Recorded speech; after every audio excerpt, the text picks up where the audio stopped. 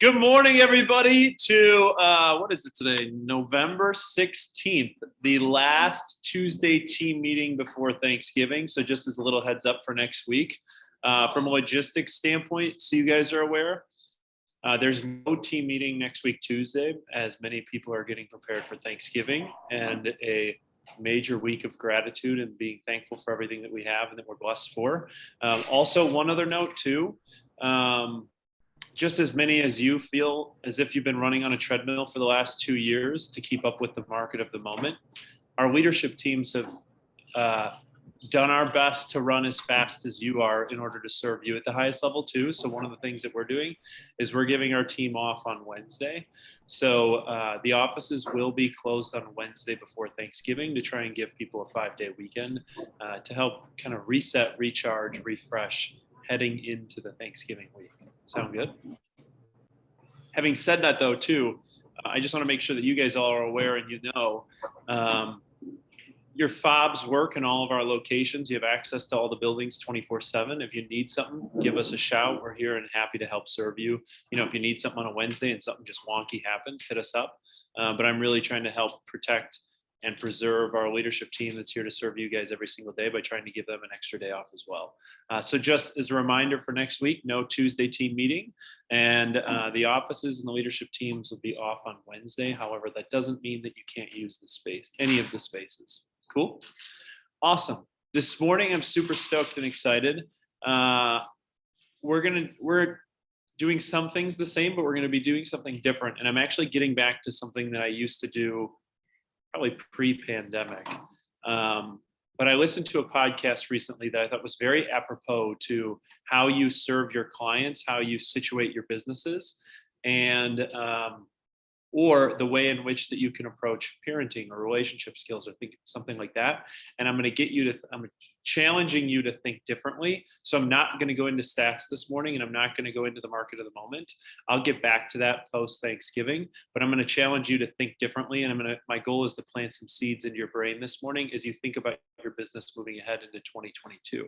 So with that though, we are going to do more of the same in the sense that Lindsay Brannick, you're here to help people. Leverage is the new hustle. What do these guys need to know around generating leads and lead generation for under $2 a month with Facebook ads within Command? Lindsay, I'm flipping it to you.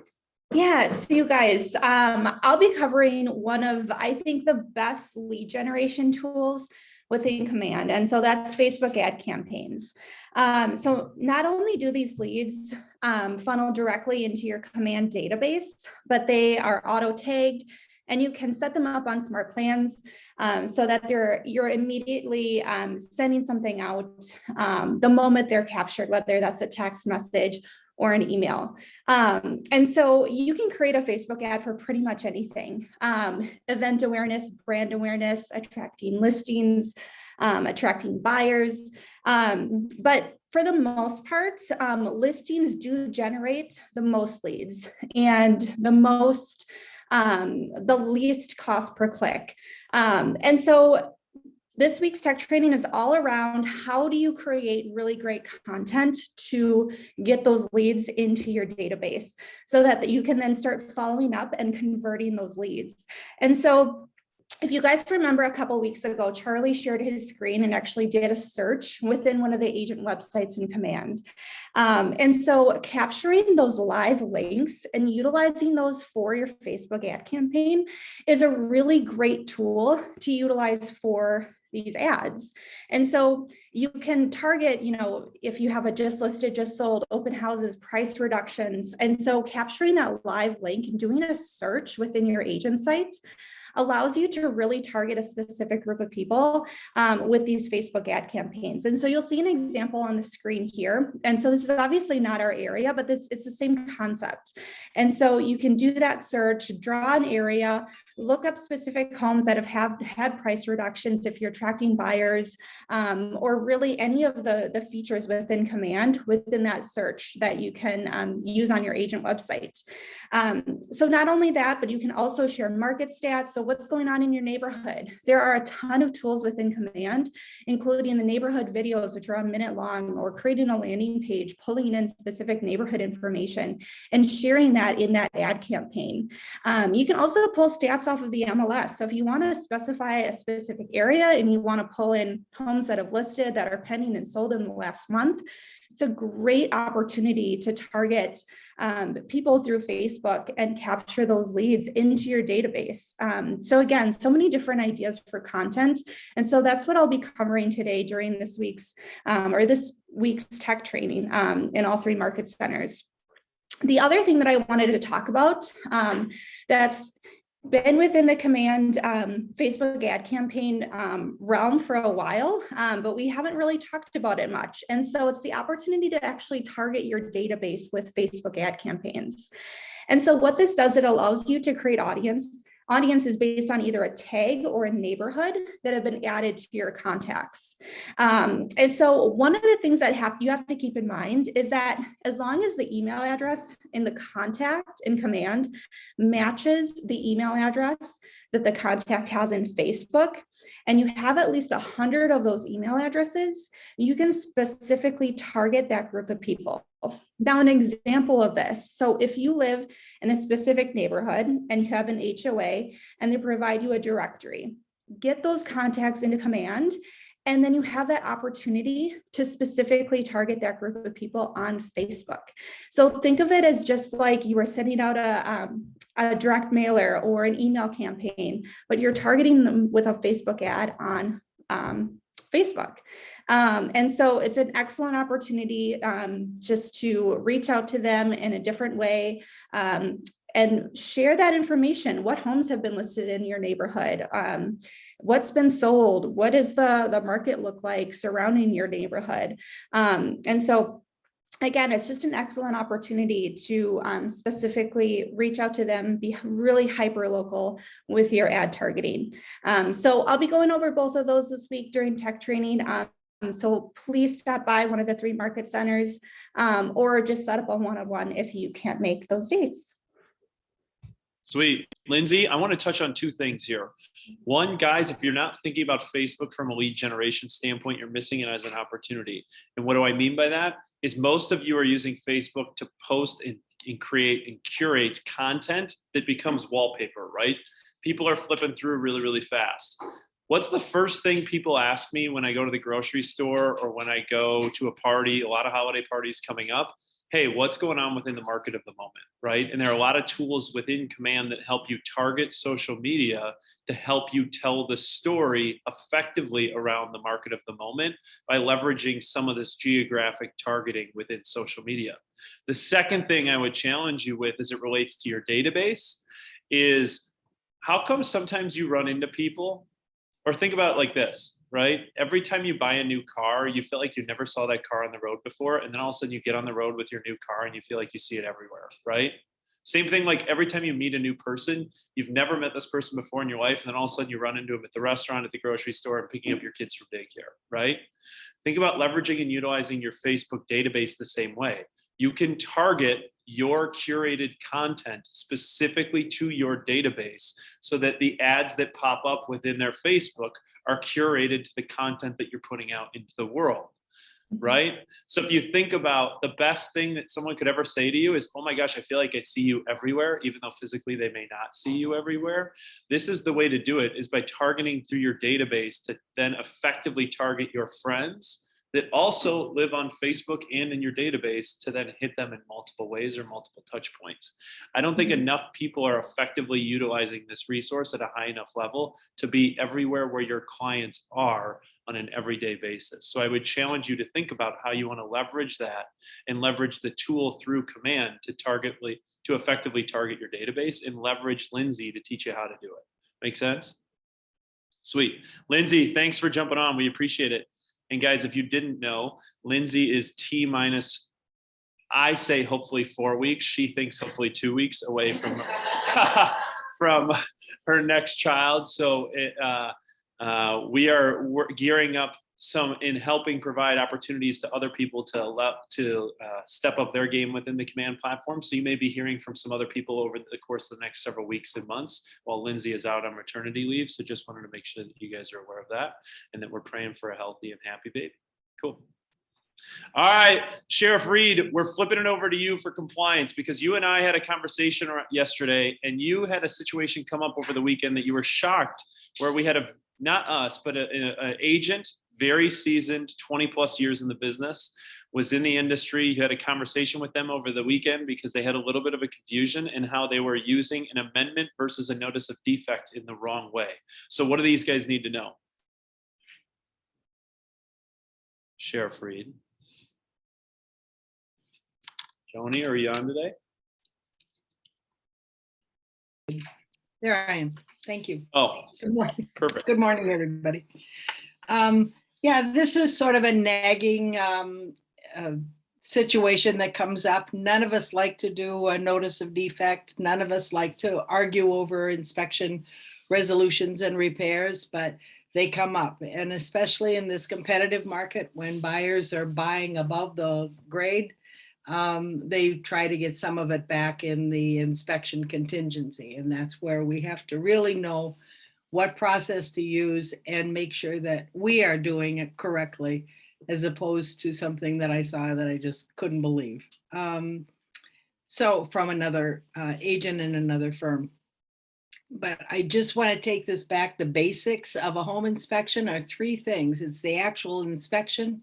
It's an inspection that has to be done by a qualified professional, Wisconsin registered inspector, not Uncle Deke.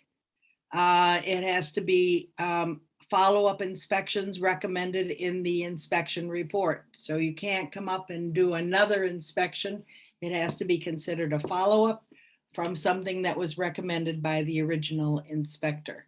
So make sure that we're playing the straight line and we know the facts. Okay. So the next step, when you get the inspection and your buyer is seeing some things that they're having a hard time dealing with this, or they don't want to pay for this, or it was a surprise to both the buyer and the seller, this is when negotiating starts. And remember, I've said this many times, your value as a real estate agent, I think your highest value is your ability to negotiate. Make sure that you're always honing that skill of negotiations. And during inspection repair period, this is where negotiations come to the top. So you can only negotiate with an amendment. Remember that. A lot of people are saying, can I send the amendment and the notice of defect at the same time? I think that causes confusion. You can, but I think you're going to end up in a mess if you do that. It should be step one, amendment. If that doesn't work, step two, notice. The negotiation, the amendment are who's going to do it, how it's going to be done, when it's going to be done, what is required, invoices, permits, all those things are in the amendment only. And this is a key point, whether they are defects or not. You don't have to follow the list of cited defects by the inspector in the amendment. You can say, you know, get rid of the fence in the front yard, kind of a thing that really isn't listed as a defect. The buyer can ask for these details only in the amendment, and the seller can agree to these requests by signing the amendment. Excuse me. Or the seller has the right to send back his own amendment on what he is agreeing to repair. This is why we caution you to give enough time in your inspection report to get the inspection done and then have time for these negotiations. It may take a couple amendments back and forth, but you need the time to do that. You're put on the defensive if you're trying to ask for an extension of the inspection. Sorry. Get a mute myself. Joan, you should really lay off the cigarettes. I'm kidding.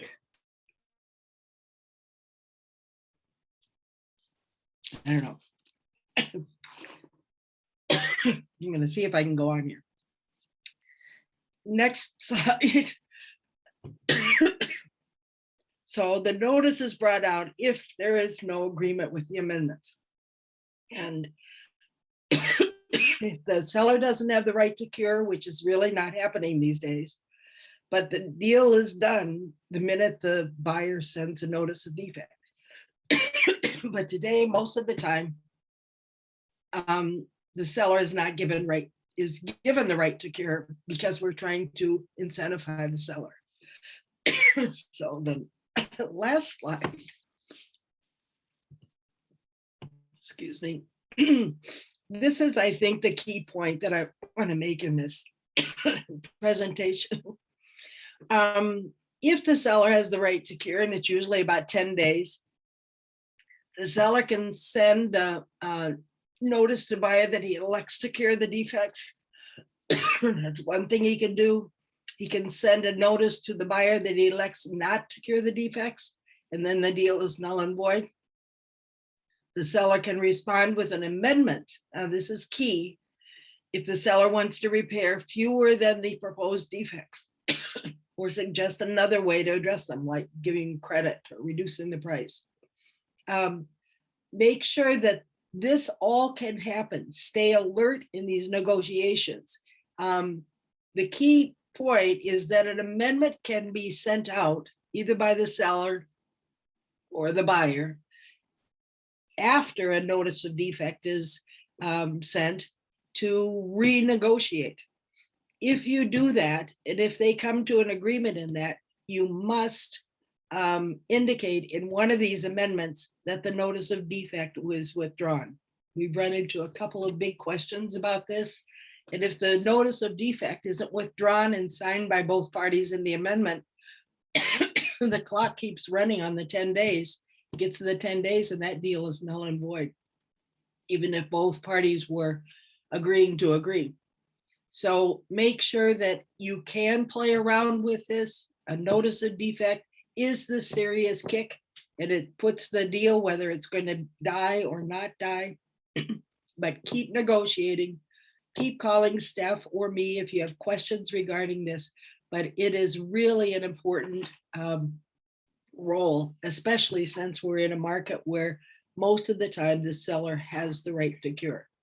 So in your offer, you can express how, if the seller has the right to cure, how he cures it, but that can only be done in the initial offer. It barely can be successful in an amendment. So if you don't amend that part or change that part in the offer, the seller just has to do room clean and good and workmanlike manner. So I apologize for my coughing. I haven't coughed all morning, of course, it comes to this. Joni, I'm not trying to kill you either. Get some rest and some fluids.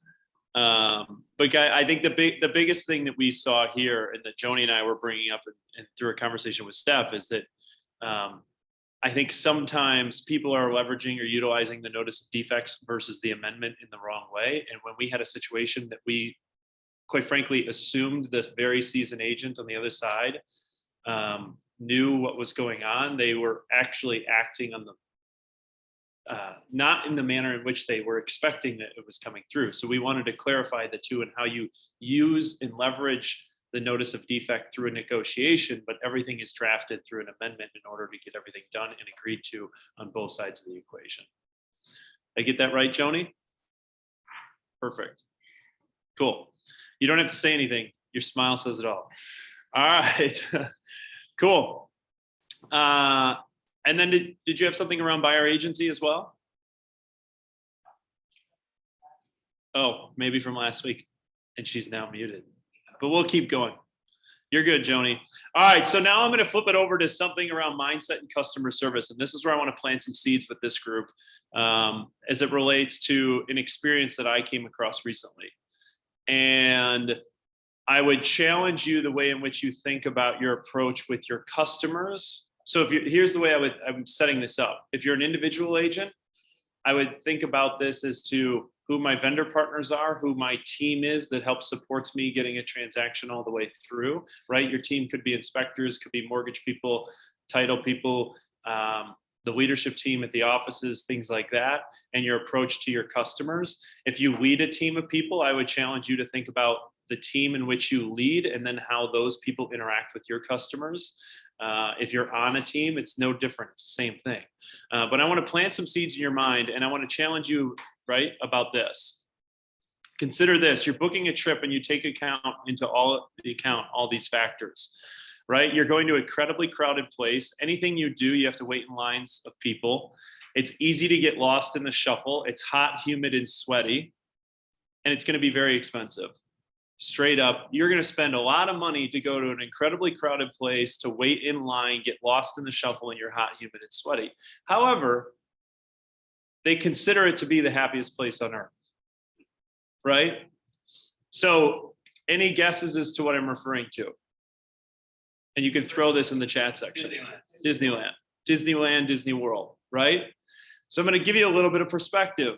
Last week, Megan and I took our kids to Disney World for the very first time. And I had actually never been there before in my life, right? And you go to Disney World and you hear about the customer service experience. And that is what intrigued me the most on this entire trip, right?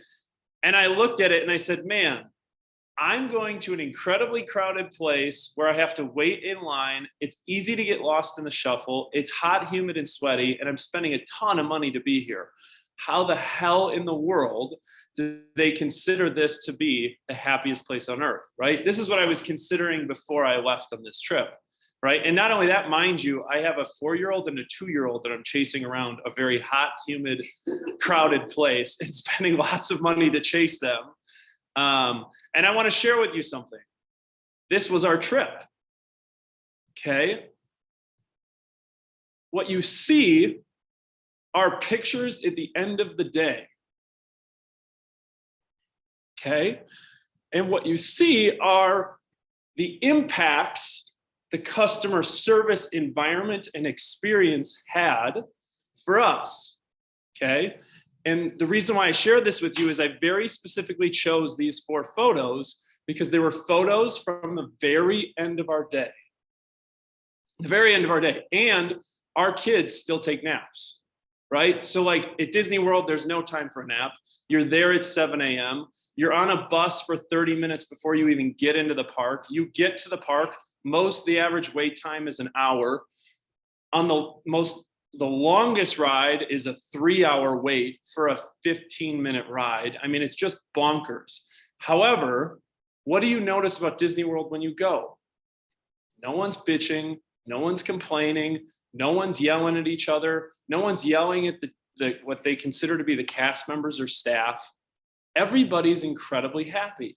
And I said, man, how the hell do they pull this off?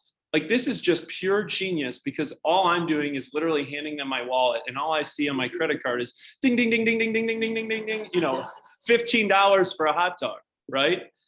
And I said, man, how do they curate this experience so that people come to the happiest place in the world? And not only that, the average family goes back 3 or 4 times before their kids grow out of it, right?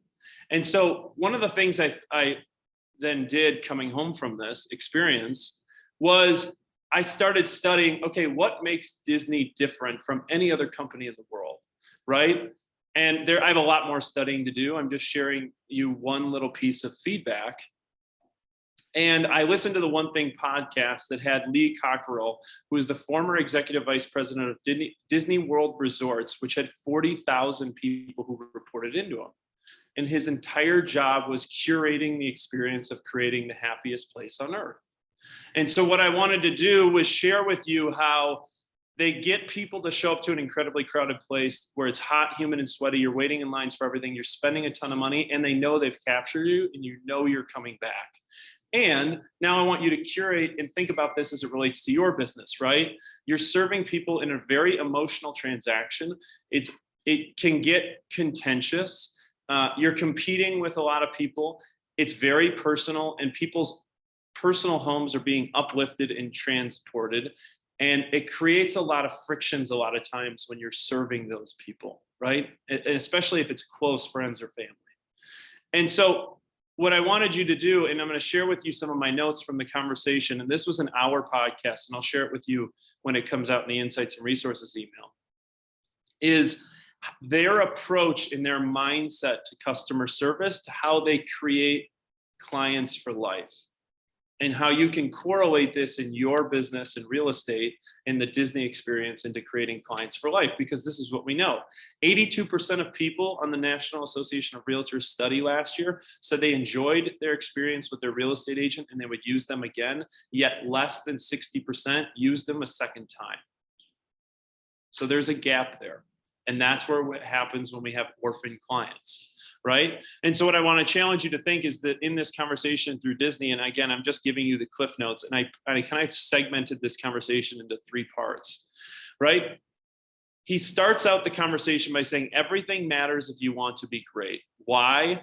Because being average is easy. Being average is easy, and it's the easy way out. And I'll use my own anecdotal experience. We went to Disney World last week and we went to SeaWorld last week. There is a very clear, differentiated product between the 2 places. Everything matters if you want to be great. If you want to be easy, or if you want to be average, it's very easy. I'll give you one little snippet. You don't see a single thing of trash on the Disney World grounds, and every single day, the trash is taken out. And Diana told me this morning that trash cans are placed every 20 feet at Disney World. I went to SeaWorld on Friday. We walked in. The grounds were well kept. The garbage hadn't been taken out. It was a small thing that I noticed within my customer service experience, right? So you have to be very careful. Otherwise, you will become ordinary. And if you become ordinary, you're finished. And here's why. There are lots of people hustling to provide service and come after what you do. Now, he was correlating this to the Disney standpoint of their competitors. I would correlate this to you guys in the real estate world to say, listen, there have never been more licensed associates roaming the streets of southeastern Wisconsin than there are in 2021. Everything matters if you want to be great. You have to be careful, otherwise you'll become ordinary. And if you are ordinary, you will be finished, because there are lots of people coming after the transaction in order to earn an income in this business. The next thing within the conversation that these guys had is they went into expectations and standards of their cast members, right? The employees at Disney World are not employees, they're not people, they're people, but they're not what I would call a generic term for employee, right? Everybody there is considered a cast member, from the person who cooks the fries all the way to the person who fixes the electricity to the person who's picking up trash. Everybody's a cast member because everybody plays a role, right? And one of the things that they're very good about in the very upfront when they hire people is they set a very clear expectation and standard. Disneyest is the happiest place on earth, or else, right? When you're on stage, you have to perform. And you need the same performance every day to create consistency. You're not afforded the opportunity, if you have a bad performance, to come back within the Disney World standpoint, right? And I would challenge you to think about your approach with your clients the same way. If you don't perform the same way every single day with the same positive vibes, the same positive energy, the way to serve a client through a very emotionally difficult transaction a lot of times, and you don't approach it in the same consistent manner, you'll have a tough time having repeat clients. And the most profitable business is repeat and referral in our world, right? Something interesting, 25% of people they hire at Disney leave before they even finish training. 25% of people who are hired at Disney leave before they're finished at training. And Lee talked about how they had a young cast member walk up to him one day who was on his way out before he finished training. And he said, "Lee, I'm out of here. If I wanted to sign up for the Army, I would have signed up for the Army, but it's not what I signed up for." And Lee looked at this gentleman right in the face and he said, "You're 100% accurate. And we are damn proud of the Army that we've created. And we are proud of it because they've set their expectations and they don't lower them," right? Next, what unifies everyone at Disney to deliver on this promise, right? And he said they have one very strong purpose: to make this place the happiest place on earth. They have thousands and thousands of people, thousands and thousands of jobs. Disney World, he shed the light that they have 40,000 people that work in their theme parks, whether they are on stage or behind the curtain. And his point was, whether you cook French fries or you never see a guest, it takes everyone and everyone matters for the purpose to come to life. And he used the example of the electrician who was fixing the air conditioning, and that the electrician who is fixing the air conditioning at the top of one of their big hotels may never see a guest at their resort or what they consider to be their friends, right? They don't consider them guests, they consider them their friends. And he said, that person who fixes the air conditioning is mitigating a problem. So when they have a 300-person wedding that brings in $50,000 in revenue, they're providing an experience because the air conditioning is what keeps those 300 people happy. And so they're mitigating things up front. And so his point was, do you have people on your team, whether they're in front and being customer facing or behind the scenes, that are helping you mitigate your issues, and that everybody has one strong purpose to serve and in order for it to be the happiest place on earth. Interestingly, and to note too, he made a very clear distinction around that guests do not come first. Leadership within cast members' roles comes first. Why? And he was very, very distinct about this. He said, leadership it could be one individual person, and you may be just leading yourself, is all around creating an environment and culture that people want to do their job, not have to do their job. So he was very direct in his discussion around cast members and how they want to create the environment and the culture that the people want to do their jobs. They show up as the best version of themselves to serve their friends that show up at Disney World, right? And he talked about the cast members and the people, and he talked about how culturally the people are their differentiating factor, right? The cast members are their brand. I mean, I'll use myself as an example. I had never been to Disney World before in my life. I'm 34 years old, right? Never been there before, but I knew going into it that I wanted to pay attention to the service and the cast members and how they do their job, because I had heard so much about it. The cast members are their brand. So if you think about it in your line of work or in our line of work, I talk about it all the time. Our reputation and our database are our two most tangible assets, right? How you protect and serve your reputation within the community is what allows you to attract your clients. And that is your brand, right? And he talked a lot about, and I would challenge people who lead teams, is when you lead teams or when you lead people, you have to hire great people, you have to train them, you have to test them, and then you have to enforce their training. And where he was going here is you have to give them latitude to make decisions and make mistakes. And that when you're leading people, you have to course correct mistakes and enforce the training of your expectations and standards to not lower them. Okay.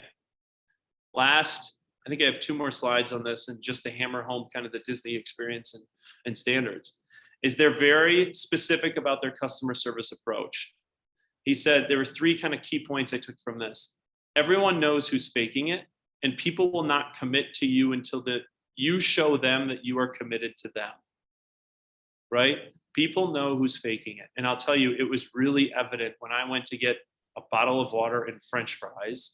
The excitement and positive energy of the young woman who was behind the counter serving me our French fries and a bottle of water was genuinely authentic, because she loved what she did every single day. And you could see it, right?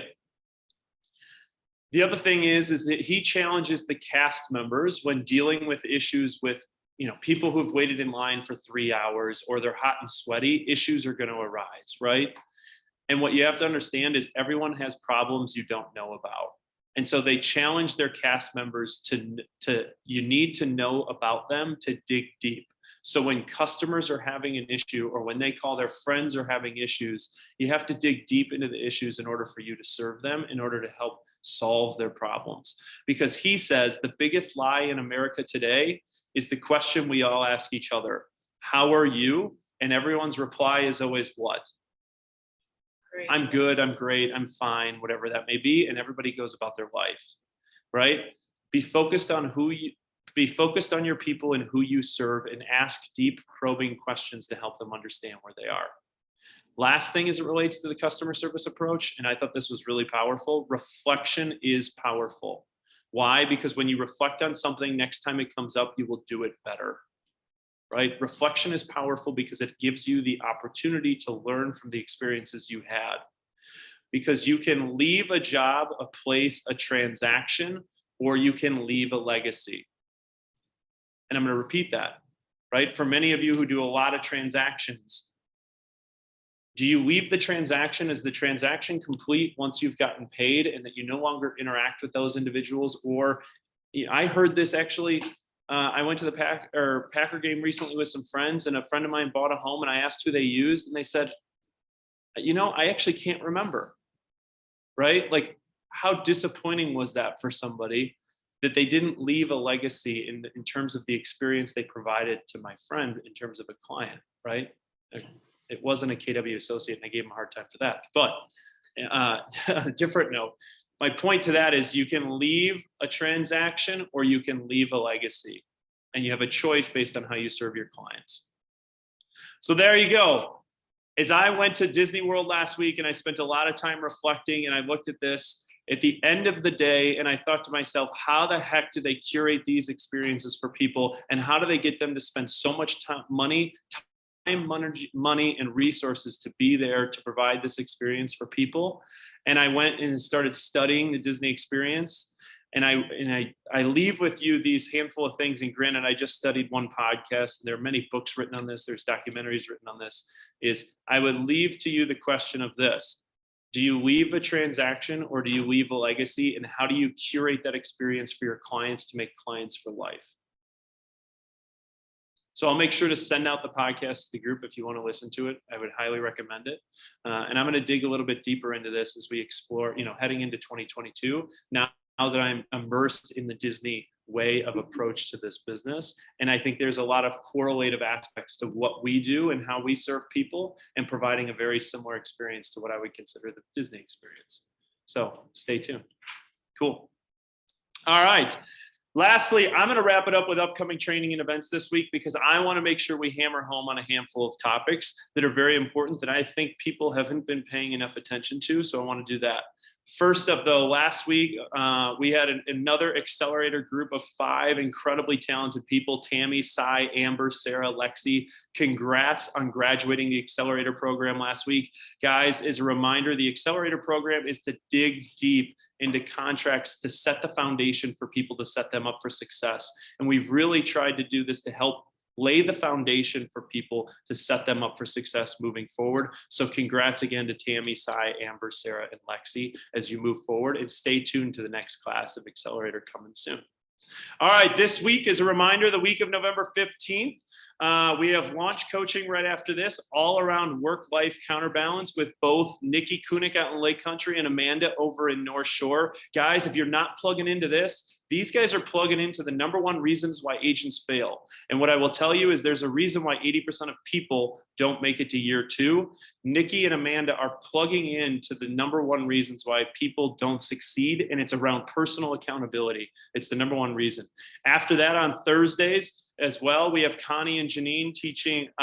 Everybody is in bold. So we are back in bold this week over at the Dandy. And then 2 other items for this week. On Wednesday at 1 p.m. If you're thinking about coaching, we have a MAPS Mastery coaching panel at 1 p.m. via Zoom, where we have 4 to 5 individuals who invest in coaching. They're going to talk about the return on that investment. If it is something you've considered, I highly recommend you plugging into it. It's a great group of people across a variety of different production levels. And then again, on Friday, the Maureen and Friends is coming back at 10 a.m. as an invite only, as well as the admin mastermind at 10 a.m. again. And then again, reminder, next week, guys, there's no office meeting on Tuesday, and then we are actually closing down the office all day on Wednesday, but you guys still have access to it. And we wish you guys a happy and Thanksgiving week next week as well. Cool. All right. So the MAPS Mastery panel is on Wednesday at 1 o'clock. Peter Gossman, Terry Lewis, Stephanie Minnick, Zach Shipley, right? Peter's an individual agent. Terry leads a small team of 1 admin and 1 buyer's agent. Stephanie Minnick is a part of a large team, the Falk Reuben Gallagher team. And Zach Shipley works with his wife. This is a great opportunity, right? We use the diversified panel to show you different ways people pour into coaching. So if you've ever wanted to learn about investing in it and what the return is, there's a great opportunity to jump into a Zoom call with these guys on Wednesday at 1 p.m. The Admin Mastermind coming at you live on Friday at 10 a.m., led by Molly Mudd. of the Fair Hinton group. Guys, learn from Molly and how they manage a team of business down in Chicago that is 70 million so far in downtown Chicago, and is already this year, their first year of production in southeastern Wisconsin, already at $12 million, and how they manage the complexities of businesses across 2 states with agents who operate very differently. So if you lead a team, or you have an admin, or if you're interested in hiring an admin and want to participate in the conversation, that is Friday at 10 a.m. Next up, just as a little heads up, coming out after Thanksgiving, we have a self-defense seminar, and this is downtown in the 3rd Ward. It is December 1st at 11 a.m. Shout out to Jay Schmidt, who helped hook us up with this, with his personal trainer, who offered to do a free self-defense seminar on December 1st at 11 a.m. We will make sure to plug this as well so that you have the address, but it is 587 East Erie Street, down in the 3rd Ward. It's a great topic, great way to learn some tips and tricks around self-defense. Next up, also coming up in December, we have team wins, winning at retaining talent. We talked about the Disney experiences and cast members. People are their cultural difference. If you're interested in continue to build a team, or you want to build a team and you need to know how to hire and retain talent, this is a great webinar to jump into. So be on the lookout for it December 6th at noon. And then here is a quick preview of the updated December calendar that will be coming out here shortly. We have a few things still to fill into it, but you'll notice as we get closer to the holiday season, we really start to strip back for a little bit to allow people to reset, recharge heading into the holiday season. Last thing, save the date coming in January. You'll see more details, but we have Ignite coming back in the month of January.